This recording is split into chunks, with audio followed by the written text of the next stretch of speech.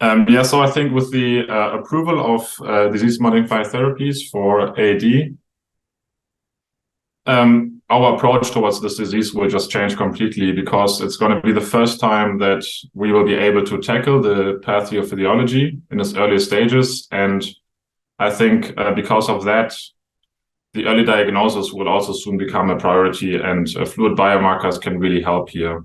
But yeah, there are challenges existing. And one is that as of now, most use of fluid biomarkers is more or less restricted to research settings, which means that the healthcare facilities might not be ready at the moment to manage a high demand of these tests. And I think this is quite important to get the healthcare system ready, because actually with DMTs on the market, we can definitely expect a higher demand for CSF biomarker tests. And I think another challenge here would also be that we actually have to update the clinical practice guidelines, because as of now, the fluid biomarkers are not really involved in the diagnostic path.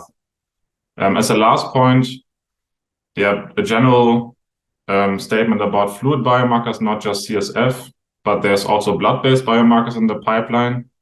And there are some challenges still out there.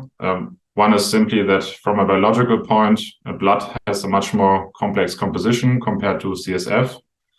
And here it's also it can be challenging, and it's very important to secure assay validation against clinically relevant reference standards.